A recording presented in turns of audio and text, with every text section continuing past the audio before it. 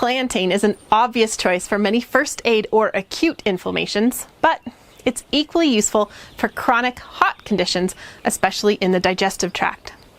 A strong plantain leaf tea can be one of the most dramatic healers for inflammatory digestive problems, including intestinal permeability or leaky gut, ulcers, and inflammatory bowel diseases. In this situation, plantain soothes the inflamed tissues and helps to heal the tissues, which is what we say is vulnerary. It also helps to prevent bacterial overgrowth as an antimicrobial, and it can seemingly knit those tissues back together with its astringent properties. I'll share my recipe and best tips for making a strong plantain leaf tea in just a bit. Plantain is also a powerful healer for the upper digestive tract. It can relieve the pain of canker sores and speed up the healing of those tissues. It's also a nice tea to include for people who have acid reflux, as it can soothe and heal the tissues in the esophagus.